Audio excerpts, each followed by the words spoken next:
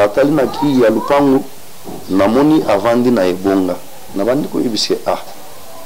metala ngai na yambi lokola bokilo na vandisi na salon ye a préféré abima akende kovanda na ki ya lupangu likolo ya ebonga eza normal to bandi libala likambo kobota etelemi to bandi kokende de gauche à droite kati na ba hôpitaux ba trompe za boucher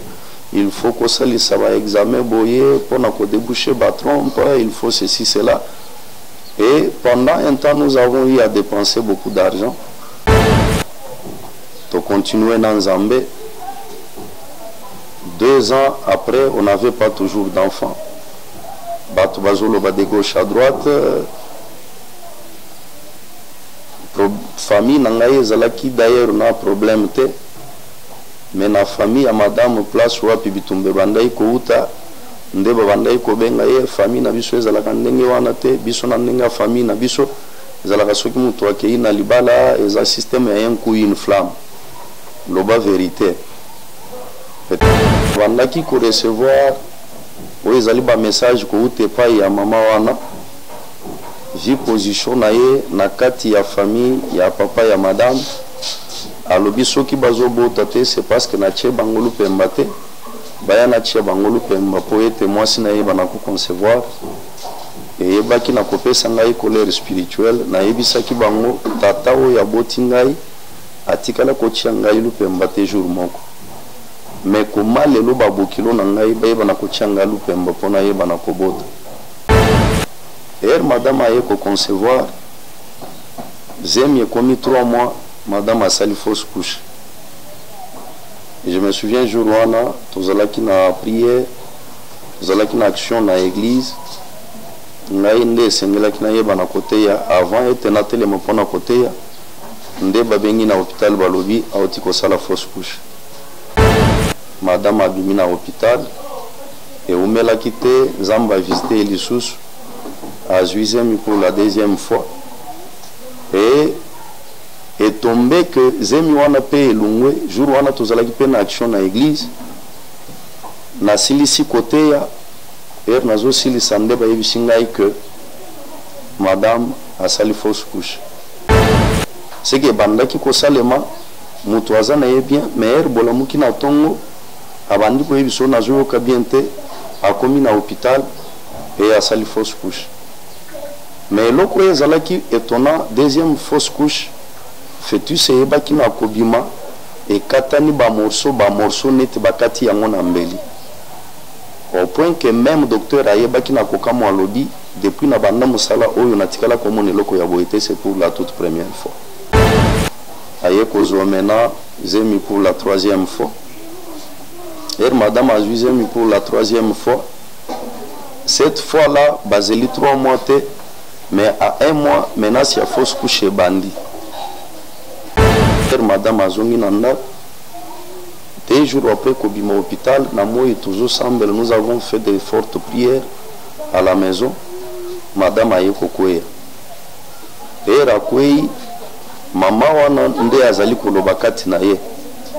Alobi na che libanga na libumu. Yango nde bomoni ekati fœtus ndenge ekatani wana. Et libanga wana na che yango chaque fois razo Zemi yango efinaka mwana ebomaka. Okoti na nzoto ndenge nini alobi te na koti na nzoto oyo mokolo ya yaka kopesa ngai sango yeka azu mobali. Jour wana na kabela ka yili papa na pesa ka na photo ya mobali na ngai asi akufaka na kopesa li papa na photo wana nde na yebaki na kopesa esprit de mort. Problème ezalaki ya que kakabana bakufa te mais esengelaki ete même yepe na kosala ba fausse couche asuka na koyeba na ko perdre vie. Gloire soit rendue à notre Dieu, le créateur du ciel et de la terre.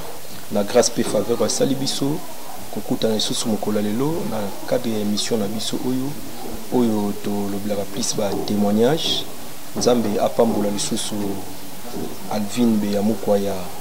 Mosali na Nzambe, Mosali na Tata, le PDG de cette chaîne. Apambola bienvenue biano wazali na sima ya caméra. Puis apambola bat Nzambe nyonso oyo baye ko assister biso nazomona l'apôtre Sébastien Bayulu, berger Doudou Msoko, et puis le prophète Esaïe Rema au baye ko soutenir biso nzambe akomisama. Amen. Tumito lobela lelo témoignage moko est très important où il est kana vie à pasteur Richard. Omoni nakomisaka nzambe mingi tant pasteur Richard azoli kana émission parce que makambo belé oyo nzambe azosalela ye na sena ngolu na ye ezali ko mema penza édification makasi pour na église corps de Christ et bandeko ebele bazali kozala édifier, bazali kozala consoler pe ko comprendre que malgré tous les problèmes oyo tokoza nango nzambe na lola nzambe na mawa Yesu Masiya oazozonga kala mingi te akosunga toujours biso et tumito lobela libala boyebi bien aimé dans le Seigneur quand Dieu créa l'homme et la femme dans le jardin d'Éden. Nzambe tanga sali d'abord mutuna na kati ya jardin d'Éden. Bible ezoloba ke Nzambe apesaki ye vraiment autorité likolo na banyama, l'homme était avec les animaux, mutu abandé ko sala nyonso, mais après Nzamba lobi il n'est pas bon que l'homme soit seul, je lui ferai une aide semblable et Nzambe a ko créé moisi et eloko wana okoya ko remarquer que avant que Nzambe a créé les mutu moisi diable ayaki na nuko tenter bangote, diable ayaki na nuko kosa bangote, mais tangu moisi pe ayaki nde diable ayeko profiter, c'est-à-dire quoi na ndenge nanga na comprendre mingi que le diable azalaka contre libala, le diable azala contre mariage aux ali institué par Dieu lui-même, aux ali institué na nzambe na biso et yango omona même batu belé ba mitunaka pourquoi emsusu tilelo na balité, pourquoi emsusu baninga babali menga emsusu za mbongo na zozwa na osala shoya malamu te, pourquoi ba question belé na mitu ya batu bokomona mingi plus ezali parce que satana abundisaka mingi libala, satana abundisaka mingi ba foyer, satana abundisaka mingi batu mibale so basangani mwasi na mobali parce que tangu nzamba lobi multipliez-vous, c'est que nzamba ndeko komona libala mariage ezali à partir ya mariage de procréation et kosalema et maloba na nzambe ekokokisama remplissez la terre et batu bakotondisama na mokili oyo et diable ayebi ke soki azali ko attaquer mariage quelque part azali pe kobundisa liloba na nzambe oyo lobaki remplissez la terre et batu moyen pena batondisa mokili ezali te. Gloire soit rendue à Dieu. Tokotanga na liloba na nzambe na livre ya Hébreux chapitre 13 le verset 4. Je lis la parole de Dieu au nom de Jésus. Amen. Que le mariage soit honoré de tous et les lits conjugales exemptes de suivre, car Dieu jugera les impudiques et les adultères. Donc, tu comprends que la Bible dit que le mariage est honoré na batu nyonso. Batu nyonso ya libota, batu nyonso o bazali na société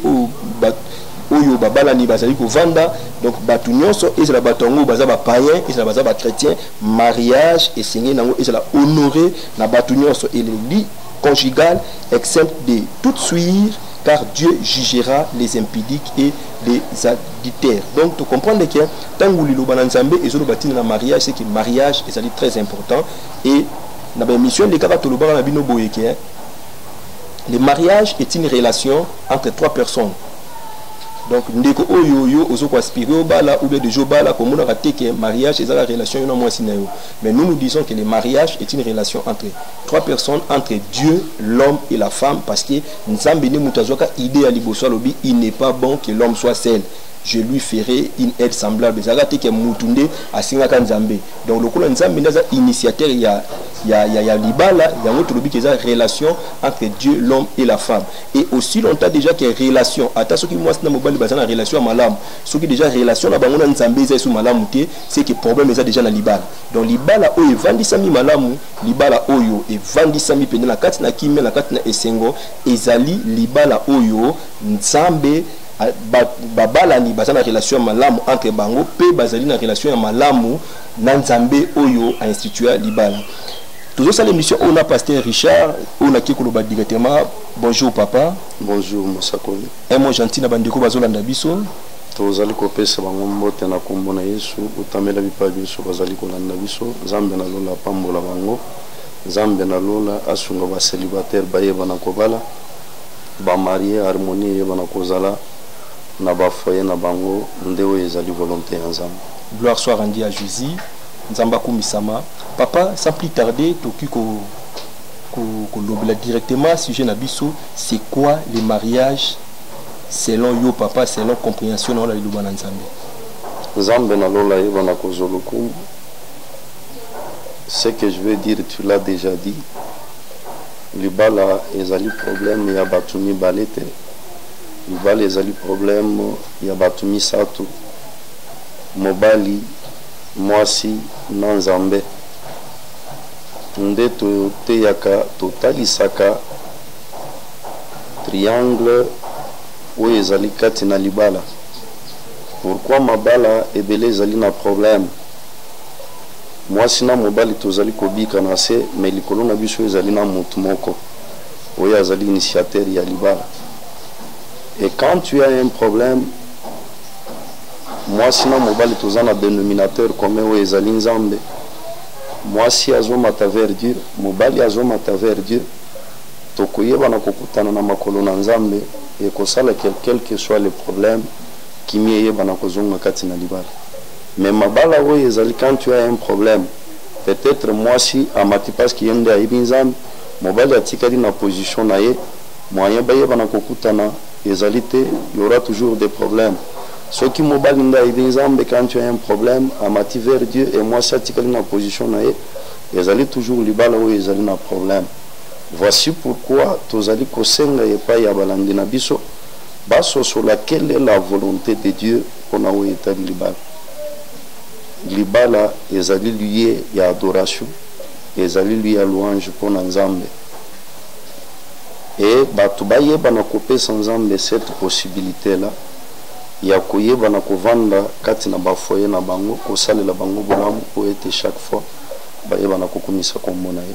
Mais tango tozobimisa nzambe libanda ya foye na biso, ou bien soki kati na foye nzambe atelemi ngambu moko, ngambu mususu nde satana mutu atelemi, il est difficile toyeba na kovivre bonheur oyo nzambe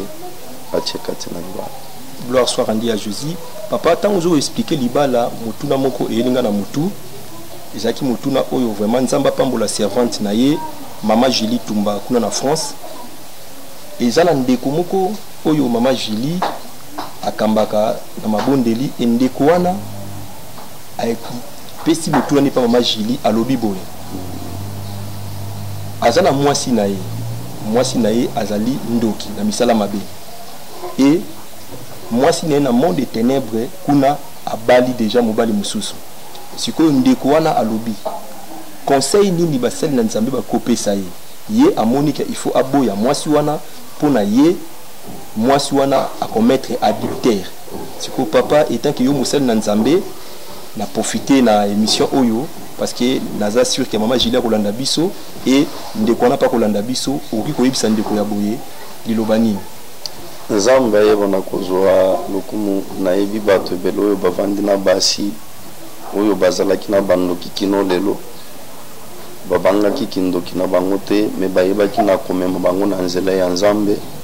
Nzambe oyo akangola basi wana ti lelo mabala na bango eza na kimia. Bato oyo bazokima kindoki, c'est-à-dire bazokima nde satana, ezali signe yaki asambelaka me aza nde na makasi moko te. Voici pourquoi azokima na ye satana. Mais muto azali sûr ki aza na nzambe. Bible lobi, nul ne tiendra devant toi tant que tu vivras.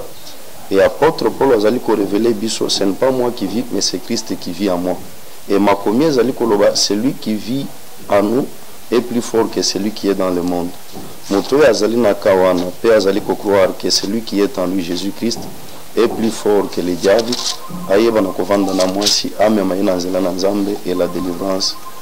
est certaine. Et il finira par témoigner la grandeur de Dieu. Gloire soit rendue à Jésus. Vraiment, ndeko oyo, maman Julie, Olandi réponse à pasteur Richard. Et nako lobali suskande pasteur Richard alobi pona ndeko wana, ndeko esili na oyeba tangu Biblia ezali koloba ke mutu aoki kokabwana na mwasi na ye na kaya adultère. Bible ezali kotia plus accent na oyo ezali physiquement. Oyo ezali physiquement. Ezali te ke oyo na ndinga molimo. Donc, ce que toki koloba pe et ça bande comme sous papa pasteur Richard azane ndokité moi si m'sois azane ndokité mais ça ba mari de nuit c'est pour la paix donc c'est que moi c'est bon pour faut boya donc ndeko comprendre que boya moi si ezali soki à commettre adultère d'une manière physique et non spirituelle. Donc raison wana ezapenda fondé pour na oboya moi si na yo, et je crois bien parce qu'il y a l'amour nzambe asunga yo oluka délivrance ya moi si na yo, et conseil pe pa ya moi si ndeko moi si yo pe makanisi na yo penda ezonga kati na yo, et mi pe zala pena souci wana ya kozala na aux délivrance na yo afin que obi qui sama, parce que toujours vivre ka pour na mokilité, pour na mariage za na mokilité, pour na bisengo mokilité, mais pour na vie éternelle, car Jésus-Christ revient déjà. Jésus-Christ revient déjà. Ndena ebande to baki les mariages et sa relation entre trois personnes. Kaka batumi balete mais aussi na nzambe ndeko moi si tango yo ozana sorcellerie si kozana relation ya malamu na nzambe te moyen pe libala na bino ezala stable ezana esengo ezalité. Donc occasion yango yo oluka basali na nzambe et bo procéder na délivrance na yo mama, et okomona ke okovivre esengo na mokili oyo pe okozwa bomo ya seko yango nde eleki nyonso na mona ka bénédiction oyo ya munene o nzambe pasteur Richard akopesa biso o eleki vie éternelle. Donc pour na ngai vie éternelle eleki libala eleki élévation na mokili oyo eleki mituka eleki atokomi président ya États-Unis atokomi président ya mokili mobimba basangani et ba établir roi na bango. Donc vie éternelle eleki nyonso wana. Donc ndeko moi si monake Otiaki menakati ya libala na yo, la Bible dit une femme sage bâtit sa maison, mais l'insensé la renverse de ses propres mains. Ozomona ke et elingi emema yo o renverser libala na yo moko. Gloire soit rendue à Jésus. Pasteur Richard, yebisa biso no muke témoignage nini oyo oyeli biso lelo o etali makambu ya libala. Nzambe na lola yeba na kozolukumu susi na biso ezali ko édifier bana na Nzambe. Likolo ya bitumba toyebaki na kokutana na yango na oyo etali libala. Tango tokutani na mama toyokani likambu oyo etali libala, Molimo Musantu ayebaki na kosunga biso ete toyeba na kozala na ambiance ya mabondeli nde oyo tozali koconseiller epai ya bapretendant nyonso tozwa te kaka ntango ya kotalana koyebisana ete tolingani, me toyeba pe ke libala ezali na partie physique ezali pe na partie spirituelle. E kati na kobondela Nzambe, Nzambe aye koyebisa biso alobi nazopesa yo mwasi oyo parce que azali na bitumba makasi ya libota na ye po ete ombre na yo eyeba na kocouvrir ye. Nzambe aye korevele biso na nzela ya mabondeli ete mwasi tolingi kobala famille bayebaki na kodeside ke ya mona ndako ya libala te, ayeba na kozala fololo na bango azosalela bango kindumba epuis azosunga famille. Mais libala Nzambe alobi azopesa ye yango lokola lipamboli parce que andimeli Yesu, parce que a consacré vie na ye entièrement epai na Yesu. Toyebaki na kokoba na mabondeli, Nzambe aye koyeba na korevele biso ete soki tobalani tokoyeba na kozala na problème ya kobota itumba wana ezali kouta na famille ya madame. E lokolo bolingo ezalaki, lokolo losambo ezalaki, toyebaki na kobanga eloko moko te, toyebaki na kokontinue na koyeba na komipesa epai na Nzambe. Eye kokoma jour ya kopesa mbongo ya libala nde to vivre bitumba signe ya bitumba ya liboso. Tango topesi mbongo ya libala oyo basengaki biso ezalaki komanke plus ou moins $100. E ndeko oyo azwaki maloba na famille ya madame ezali papa leki na ye nde alobi boza na devoir ya koyeba na kobakisa $100 wana eza makambo te yake oyo toye na yango ekoki tokoyeba na kobakisa mosusu te. Et nazalaki accompagné na bato nazalaki na bango ezalaki na semeki na ngai qui a voulu engager une discussion pour na kolobano oyo topesi wana pona biso ekoki. Et tozalaki surpris babimiseli biso mbongo toyebaki na kopesa ya predote balobi mbongo na bino yango oyo soki boyebi ba numéro nango boyeba na kotala bokomona ke to dépenser ata 1 franc te et soki bondimi kopesa $100 wana te bozo mbongo na bino ya libala yango wana bobima bokende. Et là bato bavandi libanda bazo fete bazo sepela biso na ndako bazo yebisa biso bozo biloko na bino bobima boyeba na kokende. Et lokola ngai na bandaki ko comprendre makambo ezali spirituel oyo bato mosusu parmi bao nazalaki na bango babandaki ko comprendre te nayebaki na komema bango na ko comprendre ke awa eza na makambo ya molimo oyo bino bozali ko comprendre te boyeba na kotika mbongo ezali na yango tokoki pe ko dépêcher moto sur place azwa mbongo mais tokotombe dans un piège toyeba na kondima ete tokoya kopesa mbongo nde situation yebaki na kose calmer tokomi na suka mama moko kote ya papa ya mwasi na ngai atelemi alobi bopesi biloko nyonso me namoni ya ngai te totuni ye mena ya ye ezali nini parce que oyo nyonso basengaki nde toye nango mpona libala ayebaki na kokanga monoko. Elle n'était pas à mesure ya ko expliquer biso oyo ezalaki ya ye ezali nini. Tosilisi cérémonie ya libala sur le plan coutumier tovandi bato bavandi kolia bazomela. Autre chose que nous avons constaté ezaya que bato nyonso ya famille ya madame oyo bayaki bakenda na bango batika biso parce que selon eux bazana ba programme na bango mususu lokola cérémonie ya kopesa biloko esi esili bango bakotika la wana te ils étaient partis ezalaki problème na biso te toyebaki na kocontinue na lisungi na nzambe toye kokoma ere ya mariage religieux et ere ya bénédiction nuptiale tobandaki koprepare yango kati na mabondeli na lisungi ya molimo musantu. Et ye kokoma ke à la veille ya libala mama oyo alobaka ke amoni biloko oyo ayete na oyo nyonso epesami ayebisi madame il a fallu nasomba eloko ado ya monene me naza na mbongo te oyo nazwi yango oyo esalemi ke mama bokilo ayebaki na komona yango abengi mwana ne ya mwasi kofungula biloko wana te chango na chambre na ya kotala era azo ya asambeli afunguli azokuta blanquette ya bleu ciel on dirait basubeli yango esali ba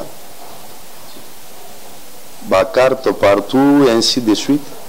Azalaki étonné comment est-ce que bakopesa mutu kado ya eloko oyo basi balalela emonani basubeli yango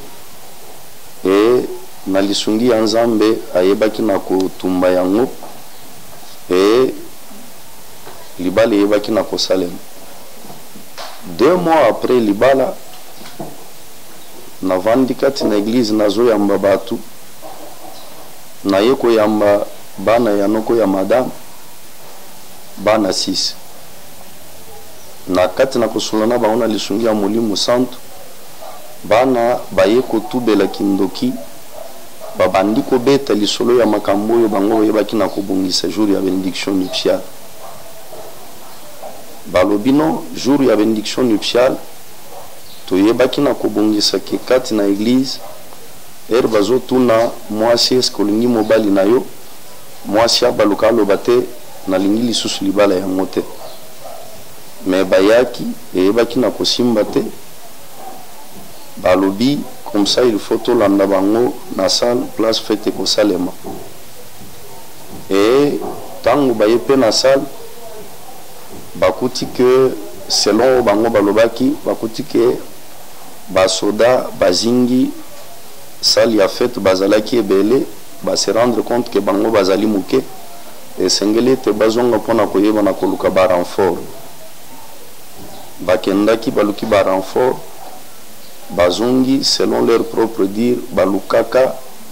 biso butu wana na basale ebele ya bafete ya Kinshasa place ba mariage ezalaki batikalaka komona te sale biso bipai wapi tozalaki et nde baye ko décider que non, comme il fait 4 heures du matin toyebana kokende place bavandaka tobwaka ba mauvais sort. Et là aussi lokola nzamba azalaki na biso bayebaki na koya sur les lieux ya bayaki koluka ndako plutôt baretrouva na bango ndako te jusqu'à ce que bayaki koyebana ko se séparer bazongi na bandako na bango.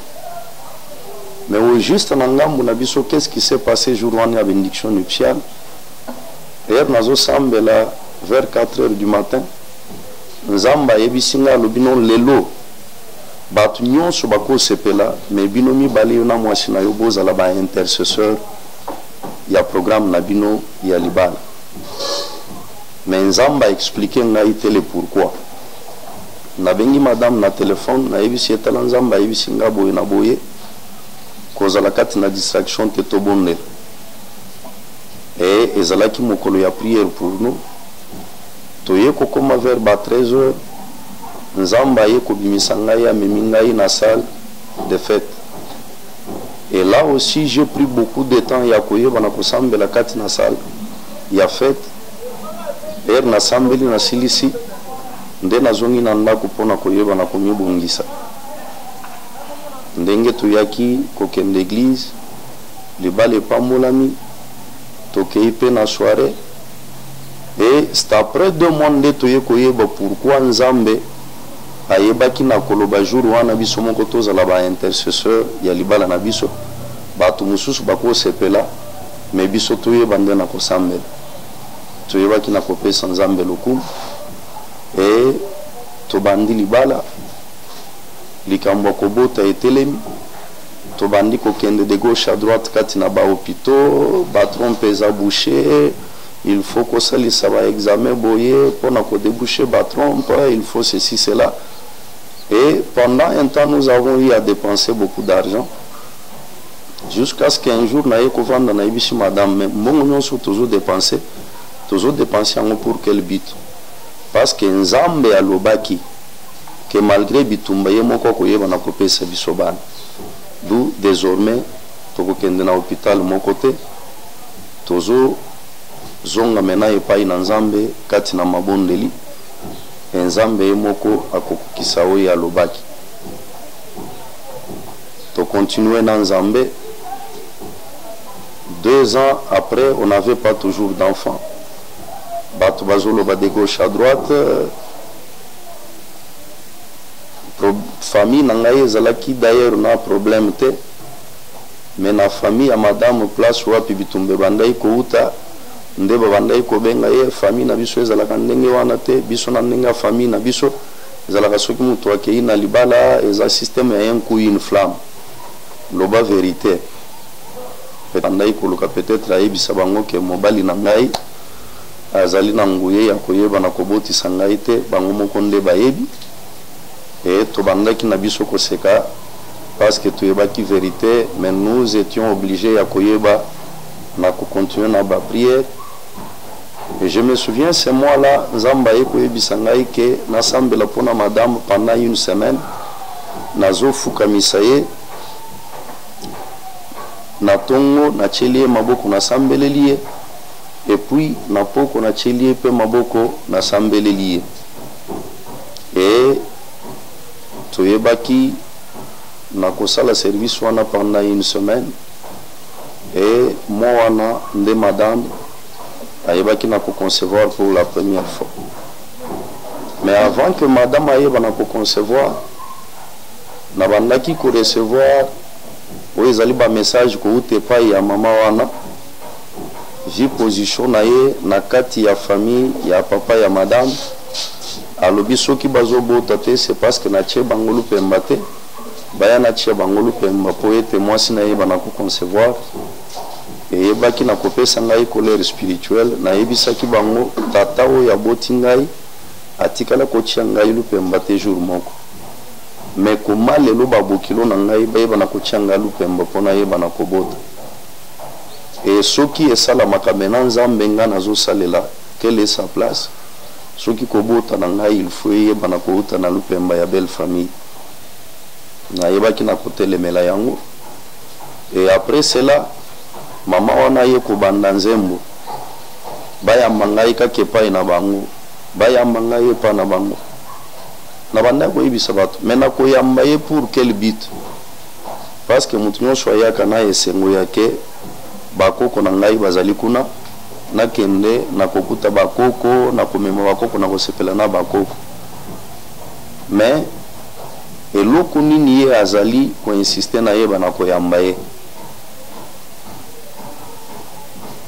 eza na bato ebele babandaki koya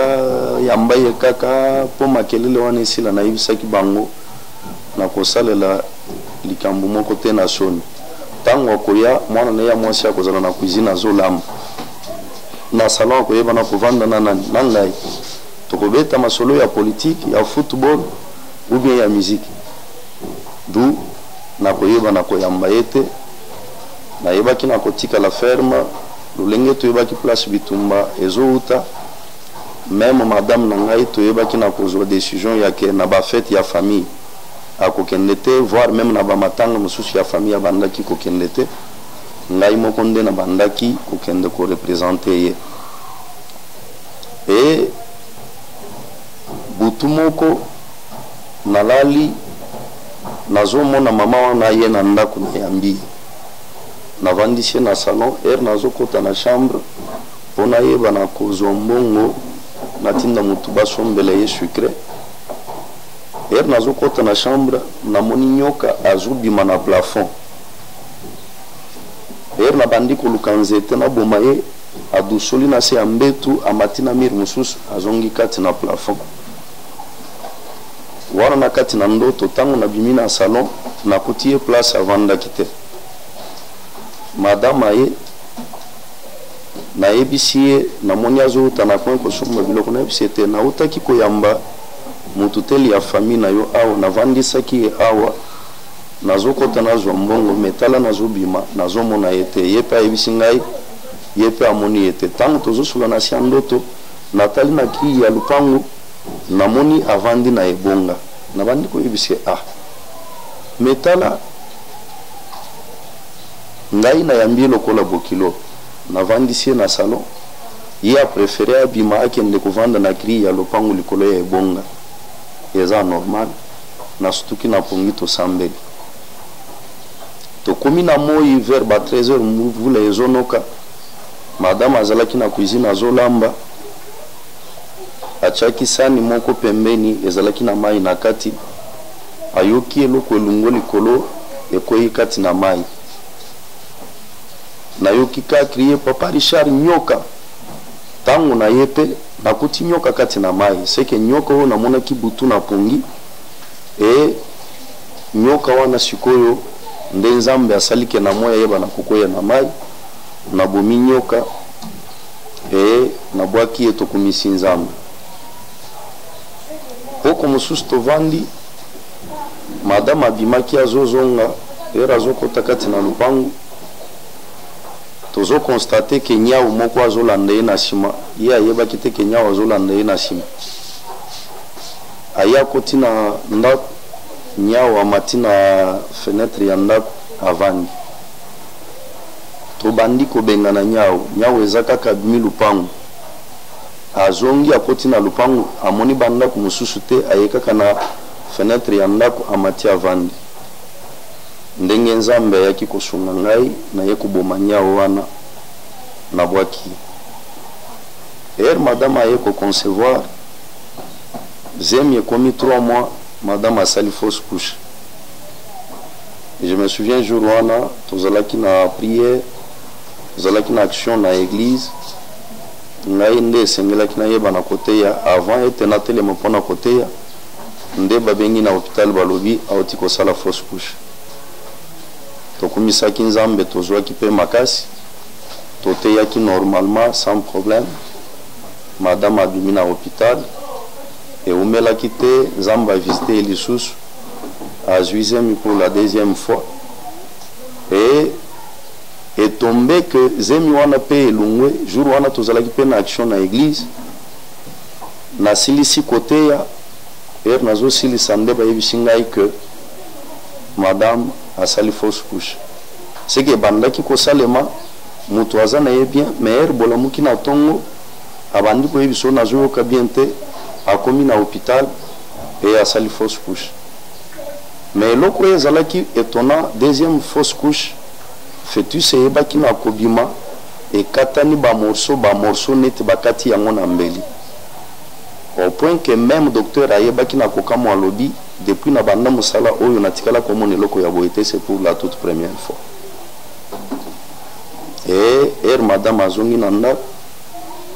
2 jours après kobima hôpital na moi toujours semble nous avons fait de fortes prières à la maison. Madame aye kokwea akwei mama wana nde azali koloba kati na ye alobi na tie libanga na libumu yango nde bomoni ekati fœtus ndenge ekatani wana libanga wana na tie yango chaque fois erazozwa zemi yango efinaka mwana ebomaka okoti na nzoto ndenge nini alobi te nakoti na nzoto oyo mokolo ye ayaka kopesa ngai sango yeka azwi mobali jour wana nakabelaka ye lipapa napesaka ye na foto ya mobali na ngai asi akufaka nakopesa lipapa na foto wana nde nayebaki nakopesa ye esprit de mort. Problème ezalaki ya ke kaka bana bakufa te mais esengelaki ete meme ye mpe na kosala ba fausse couche asuka na koyeba na koperdre vie et toyebaki na kobengane na lisungi ya nzambe na kombo na Yesu ayebaki na kokende nde madame aye kozwa mena zemi pour la 3e fois et madame a zemi pour la 3e fois. Cette fois-là baseli 3 mois te mais à 1 mois maintenant c'est fausse couche bandi et nous avons pris tout notre temps en prière jusqu'à ce que 2 mois et demi et coquille bayeko sala cerclage et après cerclage dépense bandi parce qu'il fallait à la fin de chaque mois kokutana na spécialiste ya bandaki kolandela ye. Et je me souviens que ceux qui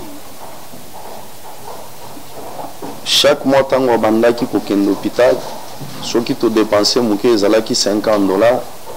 mais c'était toujours $50 ou plus parce que chaque mois il faut ordonnance yaba kisi amela au moins kisi chaque jour et bandeliazemi kino jour ya yebaki na kobota abandaki akomela bakisi to komi jour ya kobota col efungwami de 3 cm etelemi wana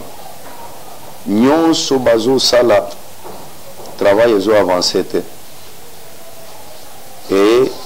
baye kozwa option yake baye bana kosala teobat baye bana kozongisa ye mai oyo batiaka bamama wana mpona koprovoke contraction salemi ete na ntongo nasombi bakisi namemi na hôpital balingi baye bana kobanda kotie ye mai bamemeli eti infirmière wana alobino comme ça mela nanu ti soki osilisi nde nakoyeba na kozonga asilisi mpe komela ti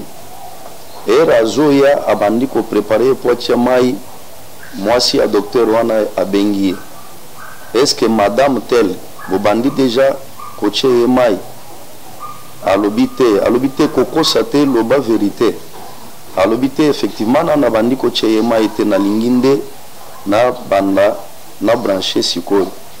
nda yebisi ete kosala eloko moko te papa wazomela ti azoyoka mongongo moko yebisi ye madame tel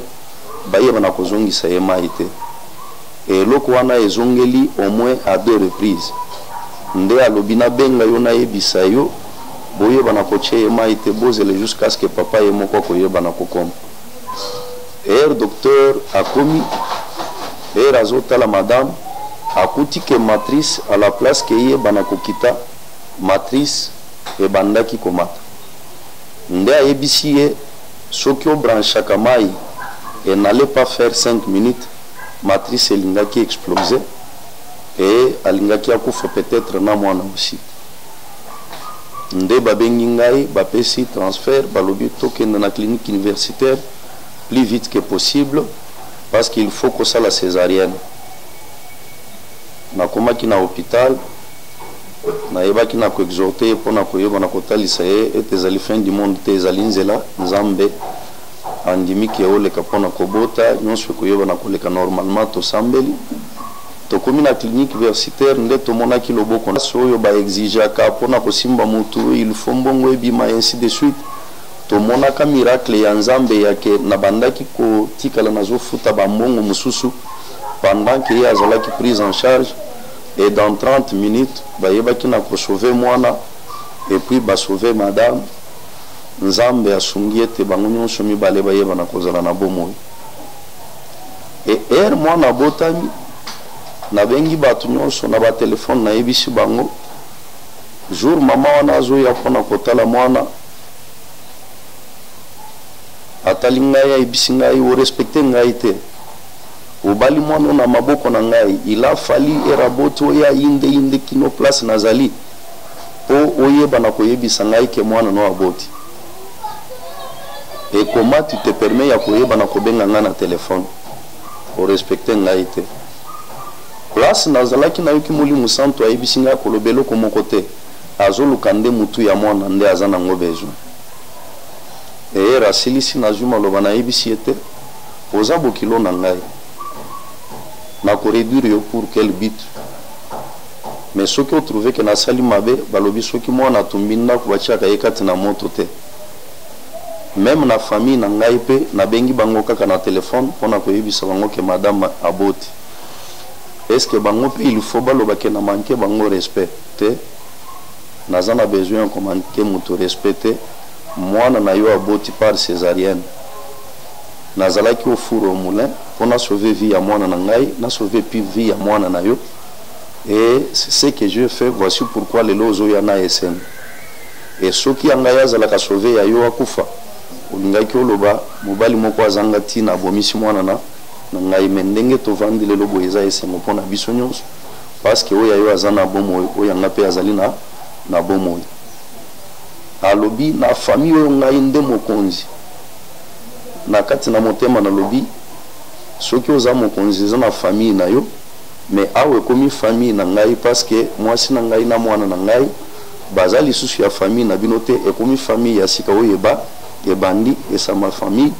eyo okozala mokonzi te na famille na ngai na détruire yango kati na motema na nzela ya mabondeli toyebaki na kovanda jusqu'à ce qu'ayebaki na kokende azwaki mpe nzela te ya koyeba na kokotela ayebaki na kokende ebitumba esili te madame aye koconcevoir mpona kobota mwana na biso ya mibale et qu'est-ce qui s'est passé d'après le médecin soki mutu aboti par césarienne il faut ya koconcevoir 2 ans après mais mpona ye eyebaki na kosalema avant azozonga na hôpital batali balobi no kolo ezali fragile esengeli ete bayeba na kosala lisusu cerclage ayebisi docteur alobi te après kobota na ngai tofukamaki na mobali na ngai tosambeli nzambe tolobi na foyer na biso makambo ya cerclage lisusu te makambo mpe ya césarienne lisusu te du makambo ya cerclage ekoyeba na kosalema te docteur ayebisi ye soki oboyi zemi wana ekokokisa 6 mois te ekoyeba na kolungwa ayebaki na kozonga na kondima nyonso toboyi cerclage tolobi soki ekolungwa ekozala volonté ya nzambe nzambe ayebaki na kosala grâce tokeyi au-delà ya 6 mois et na 7e mois madame aye kozonga na hôpital basengi échographie docteur ayebisi ye azomona cicatrice ekauki malamu te eza ya kofungwama na kati et moyen bota normalement ezalité sengele totoyo bana koluka mbongo oye te baye bana kosala ye césarienne pour la deuxième fois. Ayebisaki docteur alobi docteur makambo ya césarienne ezate naza na kondimaki na kobota normalement. Docteur ayebisi ye ngai pe naza chrétien nasambelaka naboyi nde batentation kendo luka mbongo oya to sauver vie na yo to sauver na vie ya mwana. Ayebaki na koboya yango toyaki tosambeli nzambe tozeli 9 mois ekoka 9 mois ekoki madame azongi docteur abengani alobi yo mwasi oyo olingi obebisa lokumu ya hôpital na ngai po ebimake mwasi moko akufaki na kobota na hôpital wana. Signé dossier apesi alobi kende ko se débrouiller ailleurs. Je me souviens ezalaki un certain mercredi prophète Koko ako se souvenir totaki kosilisa prière tomoni madame akotina farde moko ya jaune na maboko et na salie blague okomi fonctionnaire de l'état na farde na maboko alobi te babengani nga na hôpital docteur alobi na luka place monsieur akende kobotela parce que ya boyi na kufela na hôpital na ye bebisa réputation ya hôpital na ye. Je me souviens tozwaka farde wana totelemaka ngai prophète Koko na yebiso misato na yebiso bango tosimba farde oyo totombola ngo likolo toyebisa nzambe babengani biso na hôpital ya mokili toye na hôpital na yo yo moko yeba na kosala tosali eloko wana ezalaki de la folie. Et quelques minutes, 5 minutes après, madame alobi ayoki ba contraction ebani.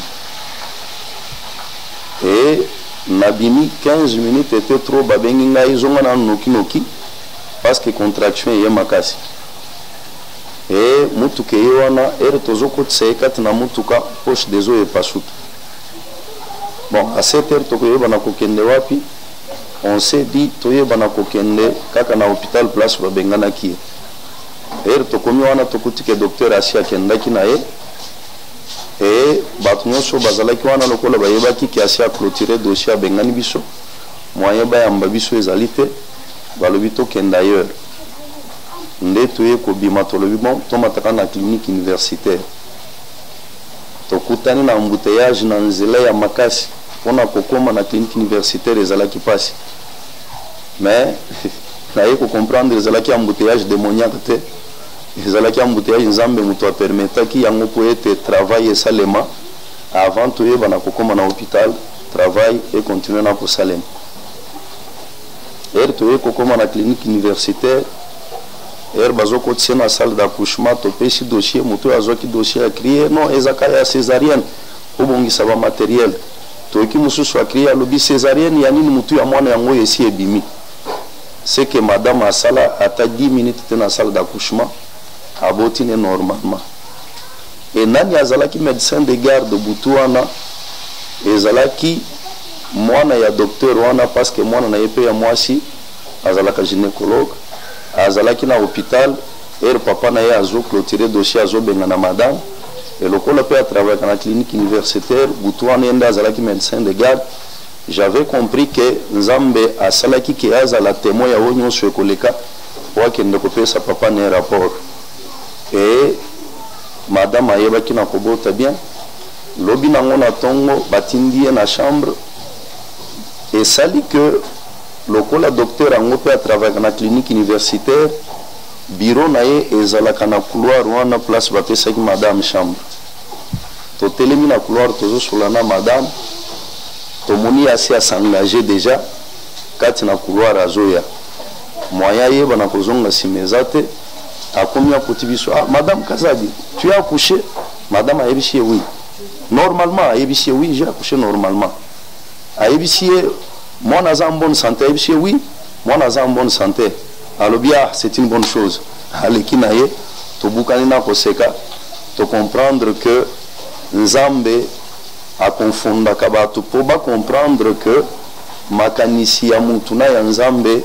ekokani te et nde toyebaki na kolonga bitumba wana na lisungi ya Molimo Musantu et depuis ce temps là totikala lisusu kobika likambo ya césarienne te, likambo ya cerclage te kati na foyer na biso. Et aujourd'hui nous avons 5 enfants.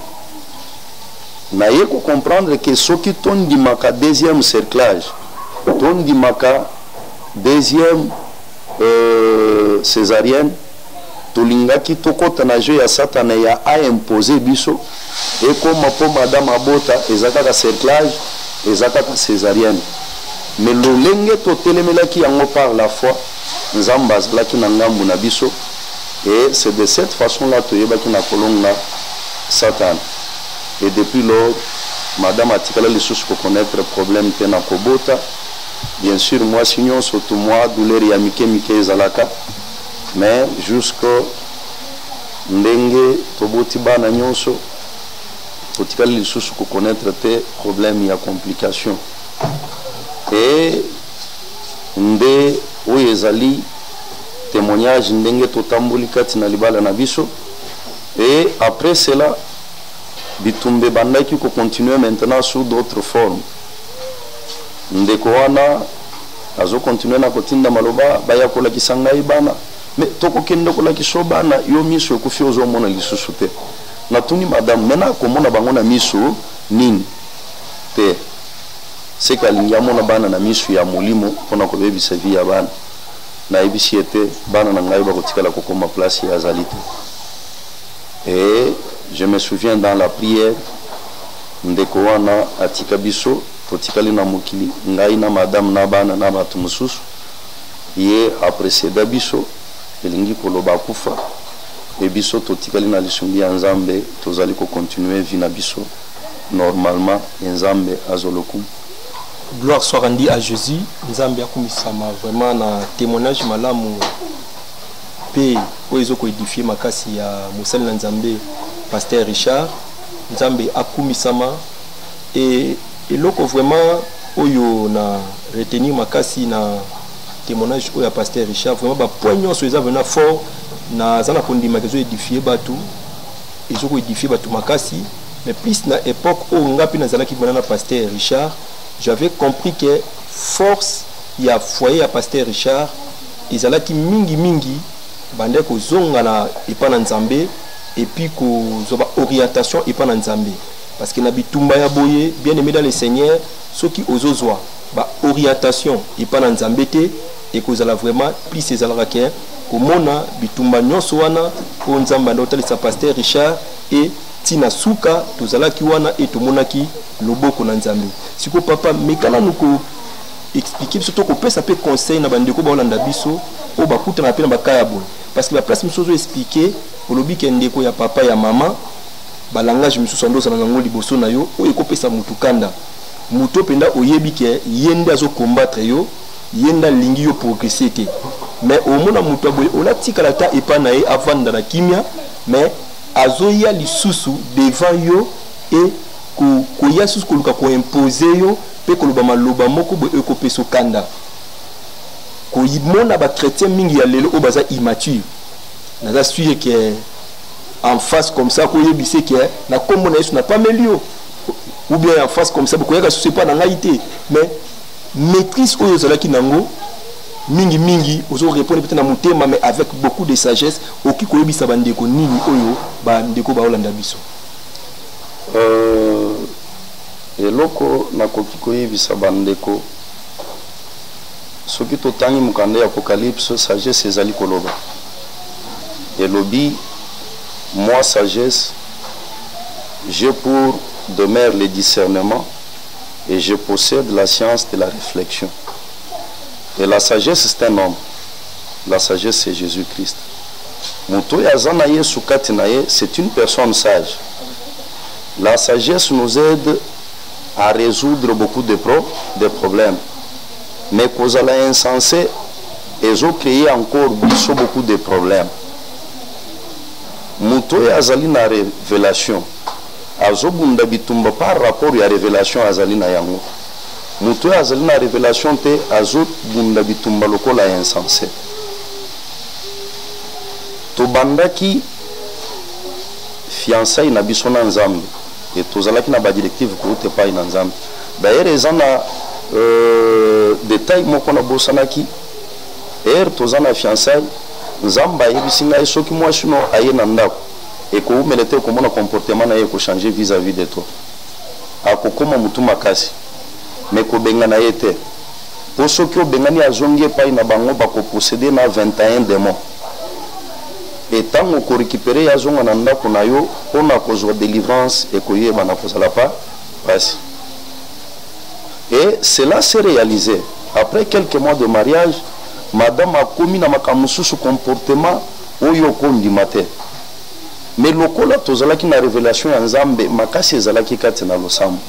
Nous avons prié jusqu'à ce qu'il y ait kozonga kati na ye parce que ezalaki un problème spirituel. Et nous avons continué. Et bande konyonso bazolanda biso bitumba na biso ezali ya nzoto te ezali ya molimo. Bitumba na biso ezali ya kofinga te ezali ya molimo. Zalana sagesse. Ozana niveau obandeli mwasi obandeli kambwali bala bitumbe bandi telemana mabonde. Peut-être famille ya mwasi ezana ba problème ebele. Nous sommes tous passés par là. Mais mabonde nde yebaki na kosunga to yeba na kokoma na suka ndoki bakombataka ete na kofinga ye na kokangela ye mendoki balongaka ye na nzela ya mabonde. Gloire soit rendue à Jésus. Nous n'avons pas à combattre contre la chair et le sang, mais contre les esprits dans les lieux célestes. Et la sagesse est très très importante dans la vie. Il y a moi dans Nzambe. Beaucoup échouent, beaucoup de complications. Tout simplement, assemble la année ming, abanga kanzambe, mais boanyande ezalité. Ndeko mobali, ndeko mwaso na biso, vandisa boanya na bomo inayo et okumona loboko na Nzambe. To comme na suka ya émission na biso, Pasteur Richard. Mbote na bandeko oyo kopesa. Je pense que bandeko bazali ebele, mais na bandena basali na Nzambe oyo bazali awa. Mosali na Nzambe apôtre Bayulu, Mosali na Nzambe Dudu, ainsi que bao nyonso bazali awa. Nzamba yeba na kopambola bino parce que présence na bino et encourager biso kati na émission oyo. Bandeko nyonso boko yeba na kolanda biso bozali ebele. Na azali ko éviter moto aloba atanga kikombo ya tel yanga ya yeba kina kotanga te mais na lingi bino nyonso Nzamba pambola bino. Gloire à Jésus. Topesi pembote na pasteur Moyo Thierry kuna na Suisse. Il a assemblé la puissance de la résurrection du Christ na Zurkestras 14 rappeur Suisse. Donc bande kono so bolanda rabiso le pasteur Moyo Thierry vraiment c'est mon ami, mon grand frère, vraiment très sérieux. Bande so bolanda na Suisse bolanda rabiso. Bokene Sambela, c'est un pasteur qui craint Dieu et aux amalam et pasteur Claude Bongeli Nzamba Pambola yo pe libala kitoko na noko na ngai Alain Yoka na Mama Bobette Nzambe